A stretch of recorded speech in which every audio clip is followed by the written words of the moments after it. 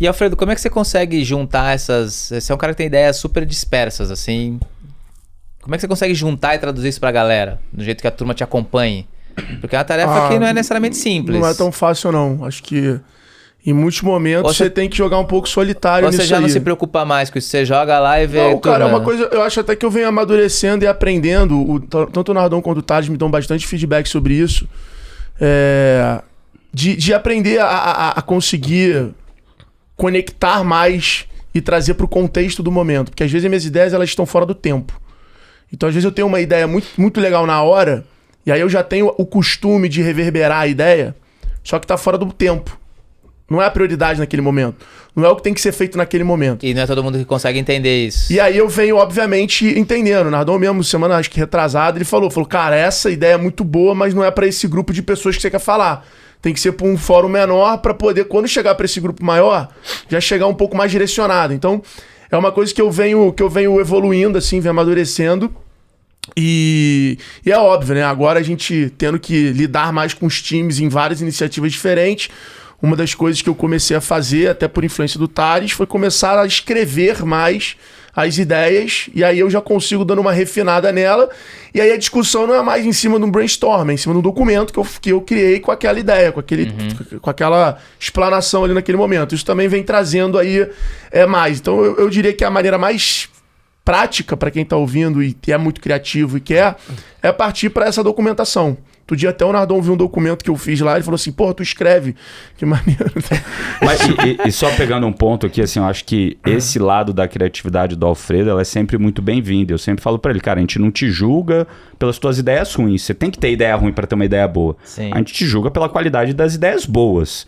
E pra mim isso faz toda a diferença. Quando você tem uma sociedade que abraça esse tipo de coisa, entende? Pô, ele vai dar umas 100 ideias aqui, 90, puta, a gente vai jogar no lixo. Às vezes a gente vai pegar 2, 3, 4 ali entre as 90, vai juntar e vai dar uma ideia boa, mas sempre vai ter 10 ideias que tem muito potencial. O ponto é esse, como você coloca no contexto, como você estrutura para falar pro fórum certo, para garantir que, putz, aquela ideia que você teve na hora e jogou no grupo, não esteja fora de contexto, e a galera fala, pô, de novo, lá vem o Alfredo dando uma ideia que não tem nada a ver. E na verdade, quando você para e pensa e reflete, que eu tento fazer isso sempre, que ele joga uma ideia, eu falo, cara, o que tem de fato por trás desse insight dele? Porque é ali que mora o ouro. O ouro, né? O que tem por trás do insight? Sim. Por que ele deu insight? O que motivou ele? Então eu sempre faço pergunta, cara, mas de onde veio essa ideia? Por que você teve isso? Como é que veio? Na hora que você começa a explorar, cara, tem uma mina de ouro que talvez não estava ali exatamente onde ele viu, mas ele viu o negócio ali brilhando. Daí você começa a cavucar, você, caramba! Olha o que tem aqui. Então, os maiores, não os maiores, mas grande parte dos breakthroughs, né, desses pontos de virada que a gente teve no G4, logicamente que veio muito da colaboração de cada um, mas, cara, vinha muito da provocação do Alfredo. Cara, você tá vendo isso daqui? Olha isso daqui que tá acontecendo. Olha isso daqui. Daí ele pegava e jogava pro céu, né? Jogou a bola pra cima. Daí eu ia lá e falava, cara, deixa eu olhar mais no fundo, não, eu fiquei literalmente, acho que 1 ano e meio, morando meio que na casa do Thales quando eu vinha pra São Paulo. E aí, cara, a gente costumava tomar café ou almoçar junto ali. E aí eu ficava falando pra ele, cara, olha a quantidade de dinheiro que esses caras estão ganhando em educação. Porra, não é possível, não é possível. Ele, não, isso aí é... Antes do G4. Antes do G4. Cara, fiquei 1 ano e meio falando pra ele, assim. Cara, olha, eu me lembro de trazer os cases, falar, ó, o fulano de tal, ó o que ele fez, papapá. Isso, pô, lá atrás, a gente nem pensava em ser uma empresa. Era mais a gente pensando... 2016, 2017, a gente conversava pra caramba. Porque a gente sempre conversou sobre negócio, né? Esse era um dos temas. E aí, na época, minha ideia não era ter a empresa que é o G4. A minha ideia era, pô, eu e Thales, a gente fazia palestra pra caramba, era uma receita pra gente relevante, a gente não tinha ainda vendido as empresas e tal. E eu falava, cara, eu sempre fui o cara da recorrência. Então eu falava, cara, como é que a gente vai ter recorrência? Porque palestra não tem recorrência, meio que, nossa média do ano e tal. Aí, pô, o início do ano não tem nada, aí no meio do ano começa, aí final do ano tem muito. Então era sempre uma coisa assim. E eu falava, cara, como é que a gente pode ter um negócio onde ao invés de, pô, a gente consegue ter uma recorrência? Ou seja, eu não tinha a ideia que esse maluco teve de, cara, isso aqui é um negócio que pode virar, etc. Então era uma ideia de curto impacto, que os caras conseguiram desdobrar numa ideia que pode mudar que vai mudar a nossa vida, já mudou a nossa vida. Por outro lado, se você não tivesse feito essa provocação, talvez ele não tivesse nunca parado pra olhar e falar assim, porra, educação, Não é um negócio de software, que eu sempre olhei, Eu nunca ia olhar pra isso. E Fui eu, na talhado, época, Tinha um baita preconceito, fui né? E eu, na talhado pra época, pensar em negócio de usava- software, serviço nem fudendo, né? Eu, na época, entrei no mundo da educação porque eu não tinha dinheiro pro CAC. Porque eu não tinha levantado dinheiro. Então eu comecei a dar palestra, a fazer e-book, a fazer essas coisas, porque eu não tinha dinheiro pro CAC. Então eu falei, cara, eu preciso ir pra esse caminho. Que na época a RD foi uma empresa que guiou muito isso no mercado brasileiro. E assim, o Alfredo sempre provocou isso, né? Queria fazer um negócio de e-commerce comigo, né? Porque eu tava na Dafit, né? Eu falei, porra, não posso, tem conflito. Então sempre teve essa provocação de educação, e daí você vai vendo, putz, eu investi numa empresa que de alguma forma era de educação financeira, que foi super bem, a gente falou, opa, olha o que está acontecendo aqui.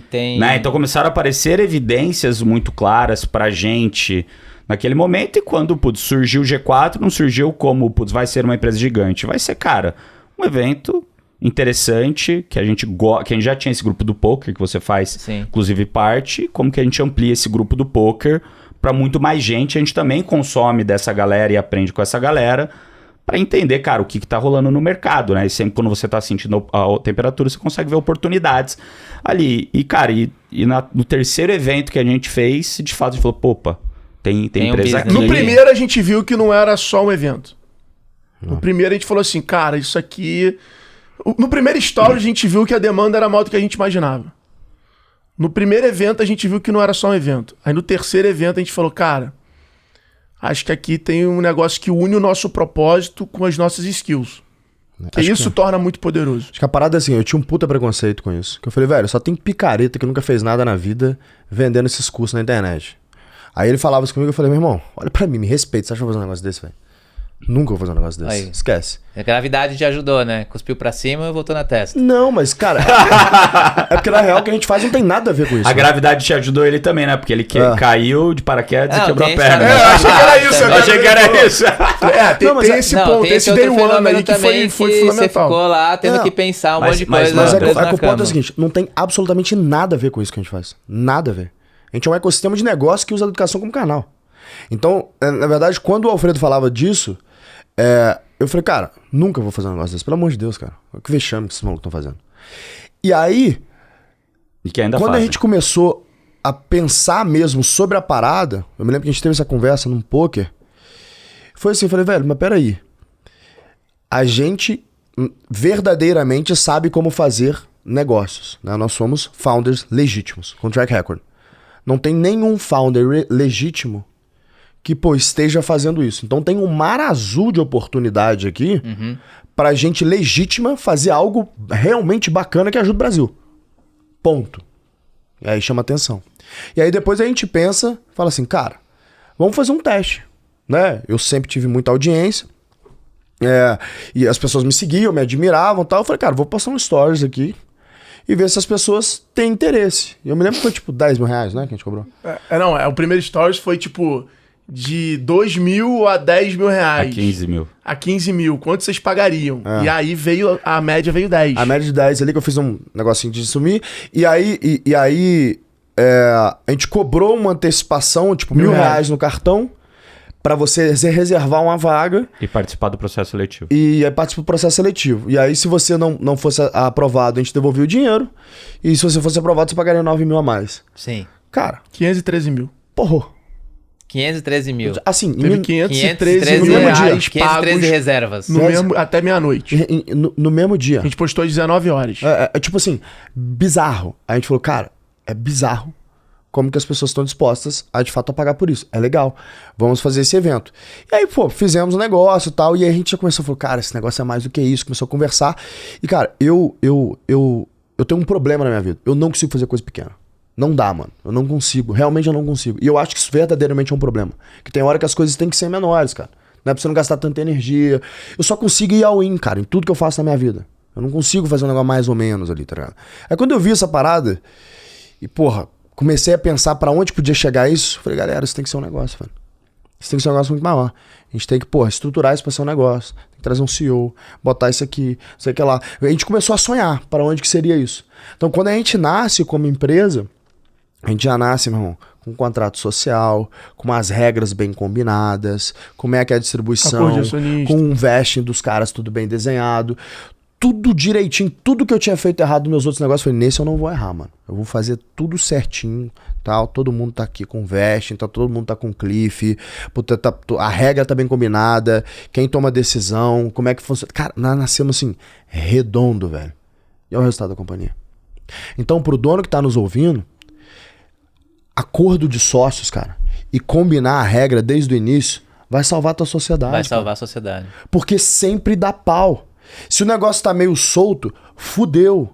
Não pode ficar solto. Tem que nascer combinando a regra. Antes do contrato social tem que ser um e-mail. Que foi o que a gente fez, né? Mandei um e-mail pros caras, falei, a regra é essa, vai ser assim, tá... Bum, vamos fazer. Aí eu peguei minha namorada da época, era advogado, falei, faz a primeira versão do contrato social pra gente. Soltamos o negócio, né? É muito importante combinar esse jogo, velho. Eu acho que pra tudo na vida, né? Pra qualquer relação. Se as pessoas gastam tempo nesse princípios fundamentais. Ter os princípios combinando fundamentais regra, das regras básicas. Na hora do pau, meu irmão, a regra tá combinada. É um pouco do que o vai dar Alfredo tava certo. falando ali também, usar a natureza como referência, né? A natureza tem algumas regras básicas que são poucas, mas elas são imutáveis, inegociáveis e intransponíveis. É isso. Né? Se você tiver essas coisas bem claras, isso ajuda pra caramba depois. Facilita a Infinito, vida. cara. Infinito. E principalmente uma empresa como a nossa, que são 4 cofundadores, né? Porque tem o Tony, mas que somos pessoas fortes, com track record, com opiniões fortes. Se não tiver combinado a regra, dá pau, pô. Não tem como dar pau. Então acho que a melhor coisa que a gente fez ali atrás foi, meu irmão, a regra é essa. Tá todo mundo de acordo? Todo mundo de acordo. Então vamos fazer negócio. Agora, uma coisa muito legal, assim, que vocês têm mais recentemente até que começou a acontecer, assim, o G4 hoje, né, e vocês especificamente, mas acho que isso mais até você, né, Thales? Vocês não têm medo de se posicionar e defender algumas posições que não necessariamente são posições unânimes, nem as mais, vamos dizer, populares no momento. Deus me livre de ter posição unânime e popular. Agora, queria dizer que eu sou medíocre, né? Posicionamento gera valor, certo? Demais. E existe um nicho gigante para marcas de direita, que é um movimento que está começando a ficar claro, que a gente nasceu fazendo isso. Na verdade, eu faço isso há muitos anos já, antes do G4. Marcas de direita. Porque o negócio é o seguinte, cara. Desde quando o John Locke começou a destruir o mundo com as suas ideias no iluminismo, a gente vem num processo sistemático de destruição de valores morais e éticos. Sistemático. E eles fazem isso naquele momento, afastando a igreja da sociedade, como se a igreja fosse o elemento de atraso da sociedade. Esse é o discurso de quem nunca leu, né? Alguém falou isso pra eles só repetem. A igreja atrasou o mundo e tal. E as pessoas são muito rasas, elas não leem. Essa que é a verdade, elas não procuram a verdade. Alguém conta pra elas, um professor de história conta esse negócio pra elas, e aí elas saem repetindo essas baboseiras que elas fazem por aí. Então hoje, a gente vê que a mídia, ela é tomada por progressistas, que são pessoas imbuídas dessas ideias tortas, erradas e mentirosas, né? E que elas combatem tudo aquilo que formou a sociedade ocidental. Os grandes pensadores, desde os grandes líderes, Alexandre o Grande, Carlos Magno, né, São Tomás de Aquino, Dante Alighieri, que formaram o pensamento ocidental, são homens cristãos, religiosos, de valores fortes e que pregam autoridade, que pregam uma série de posições que hoje são defendidas por homens como eu, ainda. Só que nós hoje somos a contracultura. A contracultura na década de 50 e 60 era o progressismo, né? O mundo é muito careta, eu quero ser diferente, então começa esse processo sistemático de destruição da autoridade. Primeira coisa, eu destruo o monarca. A monarquia é um atraso de vida. Aí quando você pega a França monarca e compara com o custo do Estado da França, quando derruba o rei, a França democrática custa muito mais do que a França monarca. Já começa por aí, porque aí você tem um monte de reis, né? E cada um servindo ao seu próprio interesse. Mas é um assunto por outra hora. Quando eu faço esse processo de destruição de autoridade, então, eu começo pelo monarca, daqui a pouco qual que é o próximo alvo do progressismo? Família. Família. O filho não é seu, o filho é do Estado. E depois, qual que é o próximo alvo? O homem. Ser homem é errado. Todo homem é um potencial estuprador. Olha o quão absurda é essa afirmação. Você já estuprou alguém? Não. Alguém já estuprou alguém? Então, a gente tá num grupo aqui, então cadê que todo homem é um potencial estuprador? É um absurdo e que a mídia reverbera. Mas eu e acho trata que como verdade. eu acho que o exagero dessa questão também é que o o fato de você dizer tudo isso não quer dizer que você é contra o progressismo. Muito pelo contrário. É que é uma questão que não é substitutiva. E acho que esse que é a discussão. Eu sou contra o progressismo. 100%? 100%. Mas em qualquer aspecto? Em qualquer aspecto. Eu sou 100% contra o progressismo. O progressismo, na verdade, que é isso que eles fazem, né? Ele é a antítese, ele é o regressismo. É quando você faz a sociedade regredir. Ou seja, eu não posso ser contra alguém que defende uma ideia do fim da família. Ah, mas isso não necessariamente é progressismo. É progressismo, sim, senhor. O progressismo, ele defende o fim da família. Isso é um fato. Todo autor progressista, ele vai defender que não existe uma posse dos filhos pela família, que quem determina como o filho deve ser educado tal, é o Estado. Tá errado. Acabou. Não tem discussão. Existem verdades universais. Então eu tô com o conceito errado do que é progressismo. Tá com o conceito eu tô errado. considerando assim, por exemplo, sei lá, se você permitir que partes da sociedade que não tinham voz tenham, né? Por exemplo, as mulheres não votavam, agora elas votam. Não, isso aí, na elas verdade... têm direitos que antes eram eventualmente abafados, então... Que direitos agora com o movimento feminista? Agora a mulher perdeu todo o direito, né? Porque agora ela não tem direito nem de disputar um esporte só com mulher, disputa com homem. Tudo bem. Não, de novo, acho que é uma questão do qual o grau que isso vai... A definição da palavra progressismo. Acho que o ponto é isso. E isso tem a ver com o que eu tô falando. Então você tem uma deturpação do que são as verdades universais. E tem uma relativização das verdades universais. Por exemplo, a gente chegou ao nível de absurdo e imbecilidade na humanidade, onde a gente discute o que é uma mulher. Horas. Uma mulher é um ser humano com cromossomo X e Y. Acabou. Tão simples quanto isso. Não tem discussão. Esse tipo de coisa. Eles relativizam... XX, na verdade, né? Eles relativizam as verdades universais. Isso é inaceitável. Então, quando chega alguém como eu, que é incancelável, por quê? Porque eu já estou financeiramente resolvido, porque eu tenho empresa sólida, porque os meus clientes, que são donos de empresas, são pessoas intelectualmente superiores que não caem nessa conversinha. Então, não tem como cancelar. Os caras ficam doidos comigo, porque eles falam assim, cara, esse cara ele é uma ameaça para nossa pauta aqui. Porque quando alguém que depende de mídia, que depende de vender para um mar aberto de clientes, que depende de patrocínio e fala um negócio desse, o que eles fazem? Eles destroem a reputação dele, né? Sim. Não tem como destruir minha reputação, mas destruir como? Tem proven track record, construo as coisas, tenho, cara, reputação ilibada, nunca fiz uma... E quando o cara te bota na parede, você fala assim, não, mas eu sou assim mesmo, e qual que é o problema, aí você né? fala, mas você é contra, sou contra o progressismo mesmo. Não, é isso aí. Acabou. E eu ainda gostaria de frisar que eu desafio alguém a ganhar dele no debate. É impossível. Eu gostaria de desafiar nesse podcast alguém que acha que ganha dele no debate. É que o ponto é o seguinte, quando você tem a verdade ao seu lado, é fácil você entrar no debate. Eu só falo as coisas que eu verdadeiramente acredito e que eu verdadeiramente pesquiso. Então eu já passei por vários espectros da minha vida. Eu já fui esquerdista raiz, bicho. Mas não quer dizer que você não mudou de opinião. Eu mudo de opinião o tempo inteiro. Então, mas eu acho que esse é o ponto, Thales, muitas vezes que as pessoas misturam uma coisa, outra coisa. Você tem posições fortes, você tá pronto pra debater, não quer dizer que você é um cara assim, eu tenho essa opinião e não vou mudar. Não, pelo contrário, eu mudo o tempo inteiro. Eu mudo de opinião de acordo com os fatos que eu tenho na mesa. Isso. Hoje eu acredito nisso. Me entregue fatos que me provem errado. Que Deve ter alguém que tem uma prova que já foi esquerdista um dia na vida. Tem vários. Cara, eu era vocalista de banda. Eu comecei a empreender aos 14 anos por causa da minha banda. Eu usava 2 brincos de argola, cabelão e andava com a camisa de Guevara.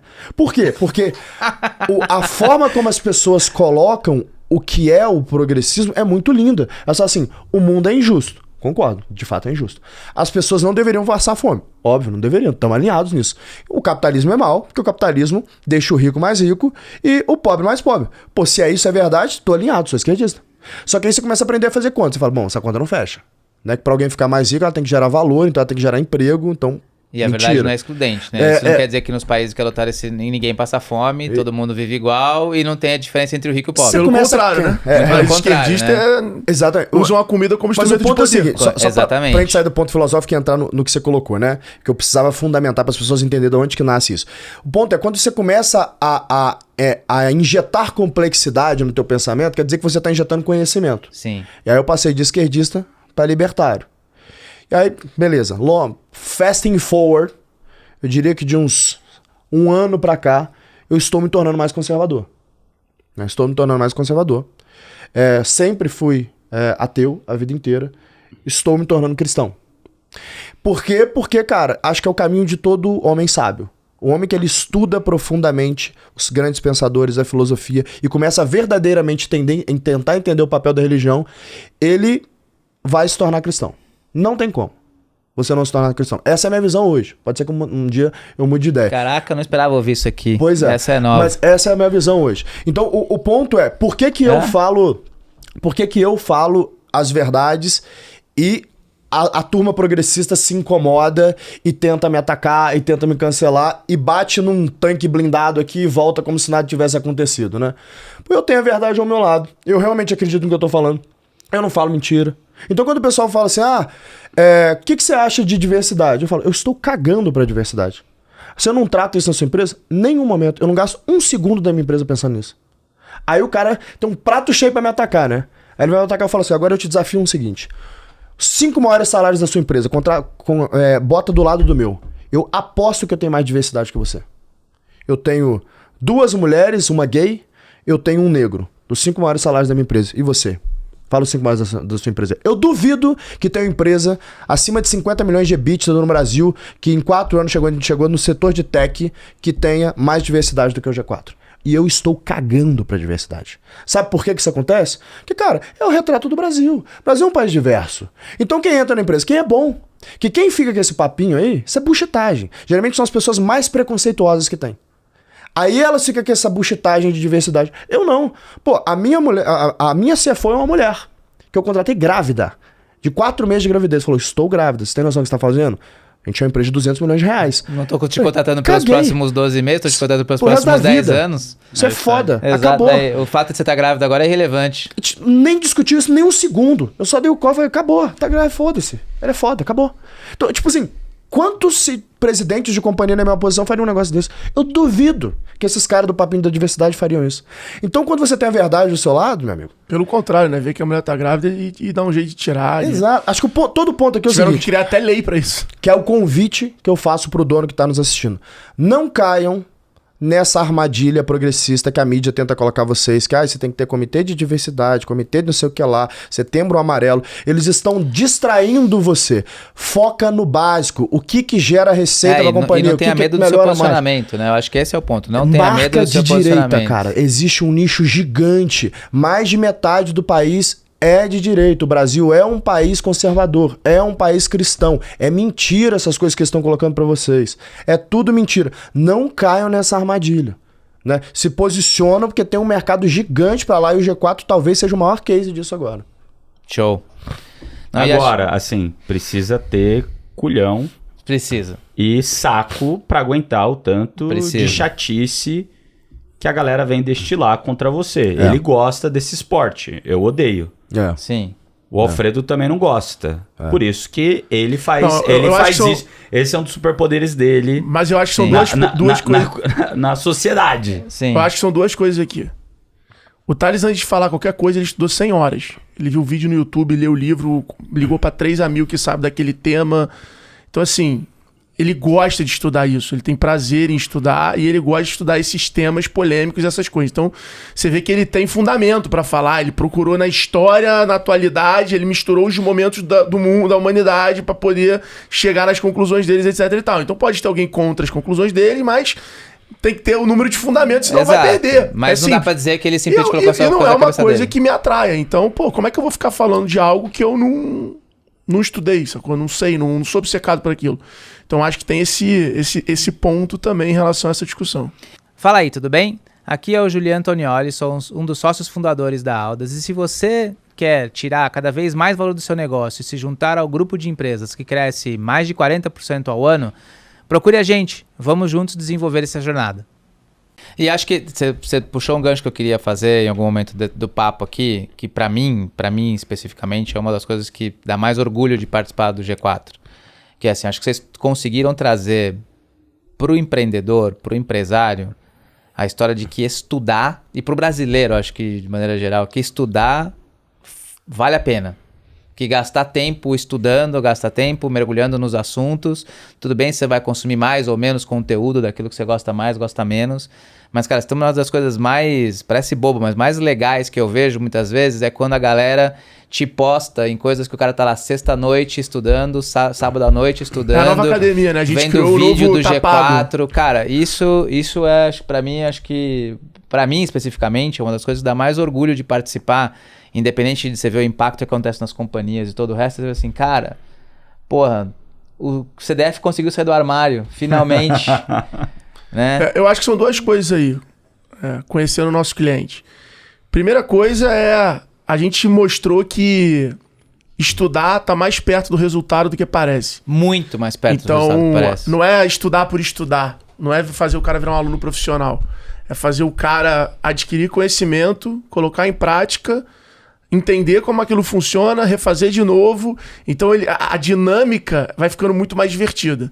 Pô, aprendi um negócio hoje, coloquei em prática e a coisa vai acontecendo. E a Deu resultado. Deu resultado, E deu exatamente. resultado. A maioria dos nossos alunos é isso. Cara, vi uma live de vocês, tive resultado, resolvi fazer o G4. É Pô, gamificação, pô. O jogo sempre foi assim, faz um Então- negócio, você troca de armadura. No caso, ele ganha dinheiro. Sim. É isso. é isso. Isso acontece muito no G4. Tem casos do cara que pegou um insight de como melhorar o Mas e-mail acho que é dele mais e do que faturou isso. 800 mil reais. Mas acho que é mais do que isso, Thales, assim, é mostrar que não tem atalho. Vocês estão mostrando pro cara que não tem atalho. Se tivesse, a gente não tava nem vendendo, né? A Né? gente guardava Não pra tem gente e só atalho. investia nas empresas. E tem outro ponto, que esse eu acho incrível, assim.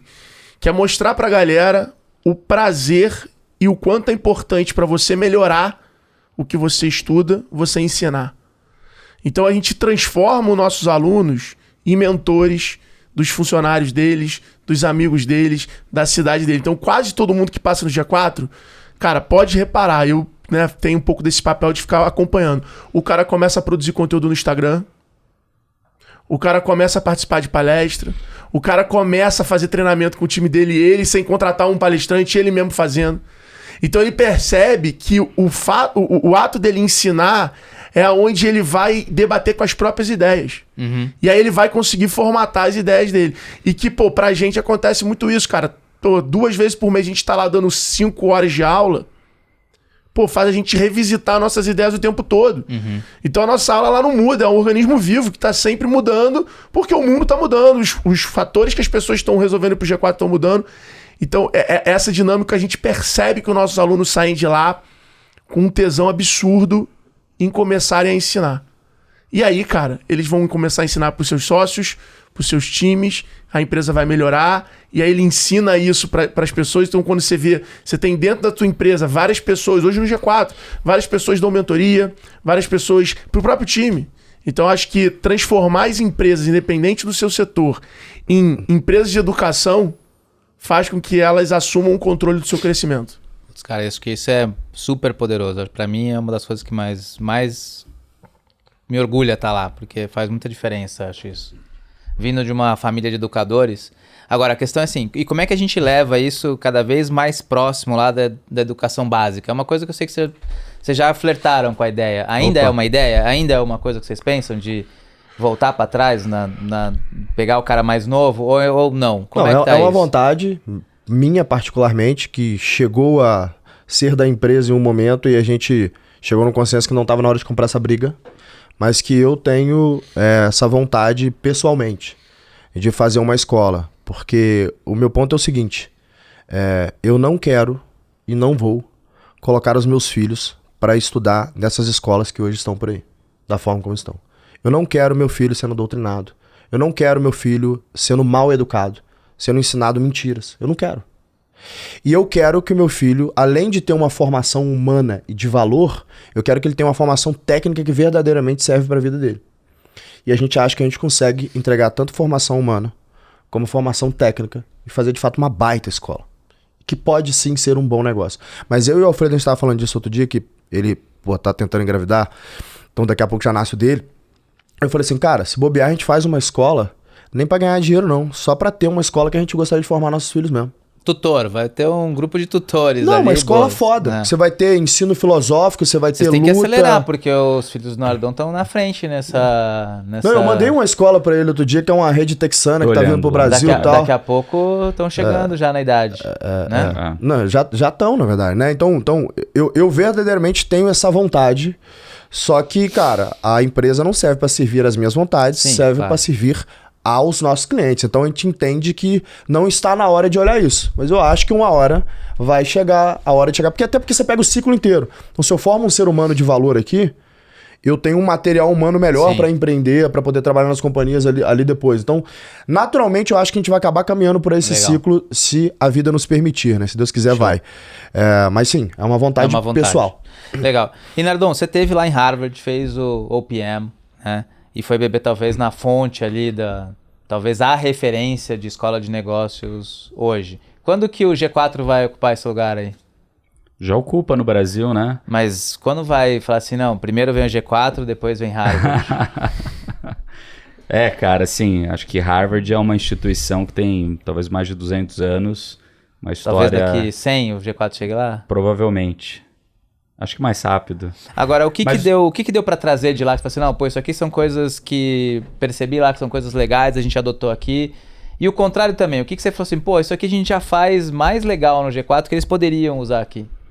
Cara, eu acho que vamos lá, são vários pontos diferentes, né? Eu acho que a primeira coisa que a gente já começou a fazer dentro do G4 é criar cases das empresas que passaram pelo G4 ou empresas que a gente entende que são líderes brasileiras naquele tema em específico e que a gente pode usar aquele material para ensinar os nossos alunos de uma maneira muito mais prática, pragmática, sem ter que trazer talvez o fundador para cá, né? No fim do dia, quando você olha para Harvard, basicamente o que, né, e a escola de negócios, eles nasceram num pós-guerra, e foi lá que eles ficaram muito fortes para ensinar todo aquele número de militares, né, ou pessoas que voltavam dessas grandes guerras e que tinham perdido aquele tempo de formação numa faculdade, precisavam estar aptos a trabalhar no dia a dia do negócio, a voltar para o mercado de trabalho. Então foram lá que começaram a surgir vários desses programas de negócios, né? E quando você vê isso, a maneira que eles fizeram para escalar isso era contando casos de empresa. Sim. Quando você vem para o G4, a gente conta os casos das nossas empresas. Sim. Então, cara, como eu fiz para escalar a Canui, como a gente fez para fazer o turnaround da Dafit, para outros negócios que eu investi darem certo, ou como foi o papel da RAP aqui no Brasil. Mesma coisa com o Thales, contando as histórias dele, o Alfredo contando as histórias dele, né, desses casos. Então, quando a gente olha, né, a gente continua fazendo isso nas nossas comunidades, né, de trazer a galera que é referência nesse assunto. Então, a gente já trouxe o Adib, já trouxe um monte de gente boa para ir lá contar as histórias deles e abrir, né, o Kimono para contar, cara, o que eles fizeram que deu certo e o que eles fizeram que deu errado. Em cima desses casos, né, as pessoas conseguem aprender e usar no dia a dia deles. Quando a gente traz, olhando para o futuro aqui, a gente está começando a criar isso para criar, primeiro na comunidade e depois até outros formatos de educação, para trazer esses casos, né, aplicados no dia a dia do Brasil, né? E eu acredito que a grande diferença, né, quando você olha para Harvard, tipicamente os programas lá tem 3 semanas, 1 mês, 2 meses, né?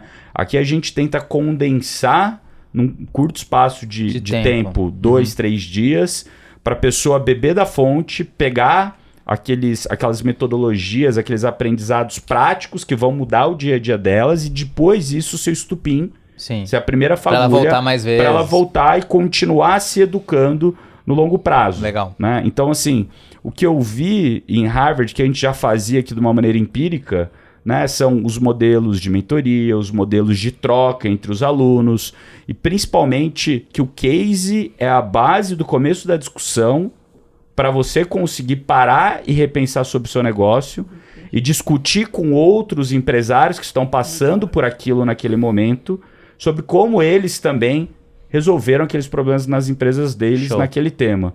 Então, muitas dessas coisas a gente trouxe e tem aplicado diariamente, seja da porta para dentro, mas também algumas metodologias da porta para fora, principalmente nas comunidades e nos programas novos que a gente tem feito, tanto de formação presencial quanto de formação online. Show. Pô, muito show de bola.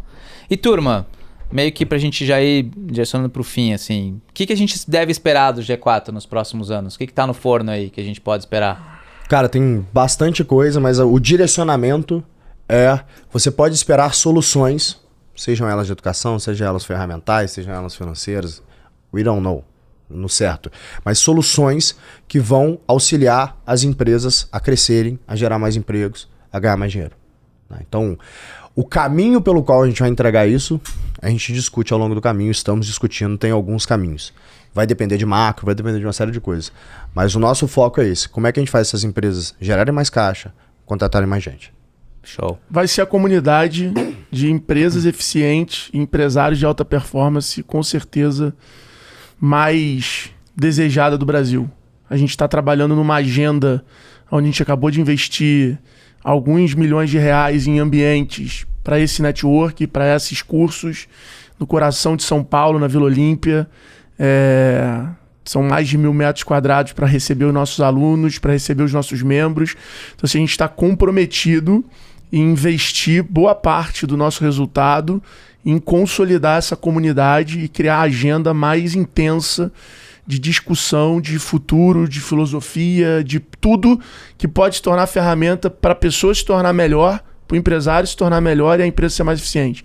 Então, eu acho que é um pouco até da minha missão nos próximos anos, essa agenda, e eu tenho certeza que a gente vai impactar muito e vai trazer o empreendedorismo para o epicentro da discussão no Brasil.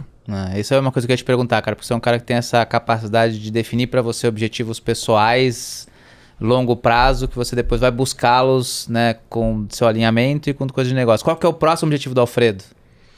Agora, cara, o Alfredo, pessoa física. Eu acho que não poderia negar, acho que o Thales e o Nardon sabem disso, eu converso muito com eles. Acho que a família é um layer que está aí muito, muito forte para mim, é uma prioridade. Acho que estou no momento ali, acho que isso vai me fazer chegar como pessoa no próximo nível. Ter um filho, casar, então estou casando esse ano, a gente está pensando já em engravidar. Acho que esse é um objetivo importante.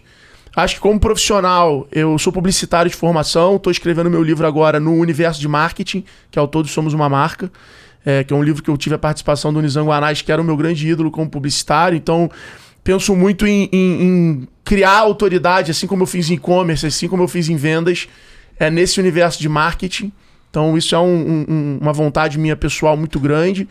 Espero realmente, assim, declarando um sonho aqui para todo mundo, em algum momento ter a oportunidade de criar uma campanha pelo G4 que ganhe o Leão de Cannes. Eu acho que isso seria para mim um grande milestone na minha vida, da gente conseguir fazer isso. A gente tem algumas ideias, né, dos cases dos nossos alunos ali, que eu acho que, dependendo da forma que a gente produzir isso, tem grandes chances de ter esse reconhecimento. E, cara, cada vez acho que poder mais ter a relação com eles boa, cada vez poder... Eu tenho muito tesão no processo, sabe? Eu acho legal, me divirto fazendo as coisas do jeito que é. E eu espero que, cara, continue sendo divertido, continue sendo maneiro, a gente consiga estar no nosso lugar de potência a maior parte do tempo. Não dá pra estar o tempo inteiro, você vai ter que fazer algumas coisas chatas, mas a maior parte do tempo tá no lugar de potência. Acho que essa é a minha grande vontade hoje, e conseguir liderar essa agenda, que eu sei que no final é minha responsabilidade na sociedade, na nossa sociedade, de liderar essa agenda e conseguir fazer o G4 ser esse hub de reunir as pessoas mais interessantes do Brasil nas nossas pautas e nos nossos espaços. Show de bola. Nardon, se você pudesse escrever a mensagenzinha para botar na cápsula do tempo pro Nardon daqui 10 anos, o que você deixaria de mensagem para ele?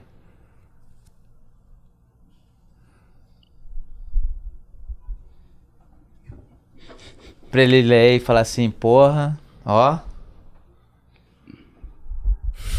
Tá vendo? Te falei que ter paciência ia... É difícil essa, hein, cara? Tô pensando aqui, tô matutando. Não, mas a gente faz pergunta difícil pra quem consegue responder. Cara, a mensagem que eu escreveria pra abrir daqui 10 anos.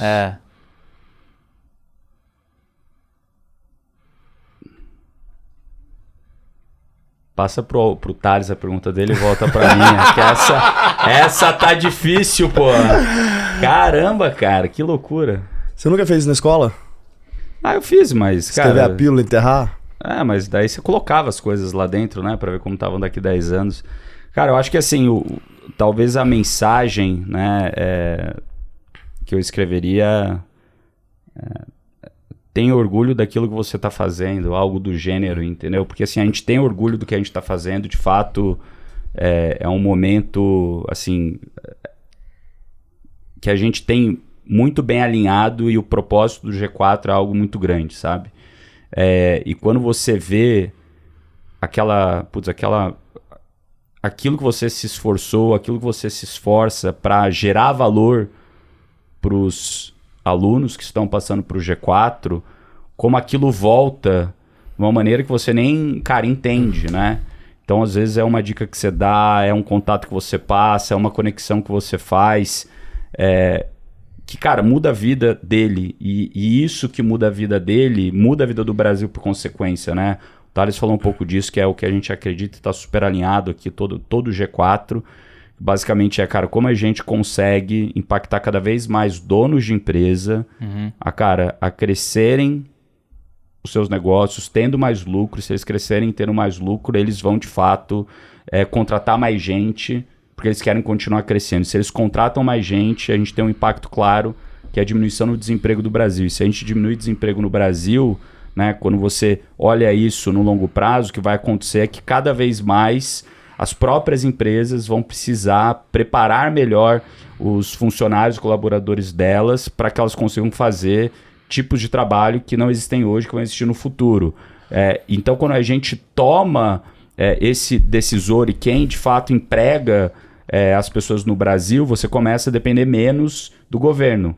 Quando você depende menos do governo e traz o dinheiro para as famílias podem tomar decisão que faz mais sentido para elas, seja de educação, seja de saúde, seja de como bem elas quiserem, né? Porque elas não dependem mais do governo. E quando você faz isso, eu pelo menos acredito, e acredito que a gente aqui todos estamos bem alinhados, que o melhor jeito de fazer isso é por quem, de fato, hoje consegue mudar o Brasil, criando emprego.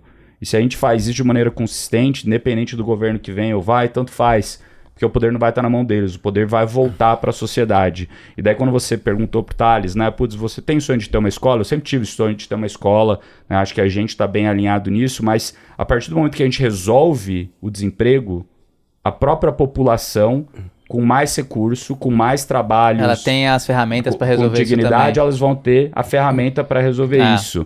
E daí todo o resto se resolve. Então na hora que você olha, tipo, a pedra fundamental para resolver o problema do Brasil, né, começa em, de fato, você conseguir fazer o empresário, de fato, ter sucesso. E não só todos, para o Brasil ter sucesso. Então, se eu pudesse escrever algo, né, hoje para mim, né, cara, vai que, de fato, você está ajudando a colocar um pedacinho aí do que vai fazer o Brasil ser muito melhor no futuro. Tá botando uma pedra fundamental relevante aí. Exato. Show. Tá vendo? Não foi tão difícil assim. Deu uma puta volta, né? Mas deu bom. Tá ótimo. Galera, super obrigado. Thales, faz a pergunta pro Thales. Pergunta pro Thales. Por que você tem que perguntar pro Thales? Porque perguntou pra todo mundo. Isso é racismo. Ele só não perguntou pro preto. Não, eu perguntei pro Thales o que eu posso pretinho esperar da do mesa G4. cuzão aqui, Eu perguntei pro Você Thales. não é Eu SG, perguntei mano. pro Thales o que ele espera do G4. Não é SG, só o pretinho que ele não quer saber da opinião dele. Eu não quero, não. Tá bom, tá bom, entendi. Então eu quero saber você, já Quer que você me saber o quê? provocou. E aí, Thales, se você pudesse escrever essa mensagem pra você daqui 10 anos, o que você quer deixar pro Thales daqui 10 anos? You're just starting. Boa. Ó. Aí ele teve tempo pra pensar. Com certeza. Você Eu tô só tá sempre começando, mano. Sempre começando. Quando que você vai chegar lá? Nunca. Eu quero morrer buscando chegar lá. Boa. Ótima Feito? mensagem de Não é encerramento. racista mais, parabéns. Não, muito obrigado. Pessoal, deixa eu aproveitar aqui, né? Primeiro, acho que eu quero agradecer vocês, né? Então, essa história do mentor dos mentores e tal é uma grande sacanagem. Porque Não é no fundo verdade. A gente aprende pra caramba com vocês. E acho que vocês três têm papel muito importante, tanto pra mim, né? Como pra gente ali na Audas também. Então, aproveitar aqui publicamente, agradecer ao espaço que vocês dão, né, que vocês continuam dando, e por poder dividir essa jornada com vocês aí, que tem sido super divertido, e poder fazer parte desse projeto de vocês do G4 aí, de realmente fazer a diferença. Eu acho que a gente não teria outra plataforma, muitos mentores, muitos outros empresários não teriam essa plataforma se não fosse para o que vocês estão montando. Então, muito obrigado, sincero aqui para todos vocês três. Não, em nome da empresa, Né? cara, pra gente é uma honra ter você. Você verdadeiramente é o mentor dos mentores. Quando eu fiz essa brincadeira lá atrás, que acabou que o time começou a replicar, era uma brincadeira, mas é verdade, né? Você é o meu mentor mesmo, sempre foi meu advisor, foi meu investidor, esteve ao meu lado nas trincheiras ali, na Singu. É um cara que eu pude confiar e que eu pude contar ao longo da vida, e é muito bom você ter a oportunidade de construir relações duradouras nos negócios. E repara pra você ver, né? Isso acaba sendo um ativo muito difícil de ser construído. As relações, principalmente hoje em dia, elas são super líquidas, são super descartáveis. Então, geralmente, a gente começa uma relação, aí um negócio vai mais ou menos mal, aí essa relação acaba e as pessoas não conseguem construindo essas relações para que elas sejam duradouras. Poucas pessoas conseguem, de fato, construir essa relação para que ela seja duradoura. E esse processo de construção é um processo de construção de duas vias. Não adianta só eu querer ter uma relação com você. Você tem que ter uma relação comigo. E vice-versa, né? Entre com os outros sócios. Então, o fato da gente conseguir ter essa relação longeva, né? A gente vai fazer, 8 anos de relação já. Entre eu e você. Entre altos e baixos. Entre Sim. problemas e sucessos, né? E a gente conseguiu manter essa relação. E é só o começo, velho. Imagina a quantidade de coisas que a gente não vai fazer ao longo da nossa vida. A gente vai trabalhar até morrer. Então imagina a quantidade de coisas que a gente vai fazer. Bom, talvez eu morra cedo porque eu gosto desses troços que matam, mas tipo, se eu não morrer, sei lá, no Alasca ou num submarino desse da vida, eu vou ficar por muitos anos fazendo negócios e a gente vai fazer muita coisa junto, cara. E eu queria destacar isso pra nossa audiência pensar nisso, assim. Pense nas suas relações, o quanto que vocês estão investindo de fato nessas relações, porque é um comportamento psicopata, inclusive, é uma característica de uma psicopatia, de um narcisismo muito forte, você ser muito volúvel socialmente. Aquela pessoa que ela não consegue parar em nenhum grupo, cada hora tem um grupo novo de amigos, tal, ele não tem uma construção, é porque o narcisista e o psicopata, ele destrói as suas relações, então ele suga tudo que pode daquela relação e aí ele some daquela relação. Então, as pessoas que conseguem, de fato, trazer as pessoas para próximo e mantê-las próximo, são aquelas pessoas que têm empatia e que entendem que a vida em uma relação, seja amorosa ou de negócios, ela não é um jogo de tênis, ela é um frescobol. Então, no jogo de tênis, eu tô fazendo você errar. É isso que é o jogo de tênis. O frescobol, não. Eu bati uma bola torta pra você, você vai consertar pra mim, e aí eu vou bater consertando pra você. Você bater uma bola torta, eu vou consertar pra você. Nosso objetivo é não deixar a bola cair. No jogo de tênis, meu objetivo é te fazer errar. Então não trate a relação de vocês, seja na família, seja como um negócio, como tênis. Trate como frescobol, que vocês vão ter a oportunidade de ter uma relação duradoura e longa, como eu tenho com o Juliano. Boa. Muito bom. Muito legal. Obrigado, turma. Muito obrigado pelo carinho, Valeu. por estar aqui, por estar juntos aqui. Galera, valeu. Obrigado por acompanhar mais esse episódio aí do Dono pra Dono. Episódio super especial com essas feras. Não precisamos falar mais nada. Acho que tudo dito. Valeu, até a próxima. Valeu. Tamo junto, valeu.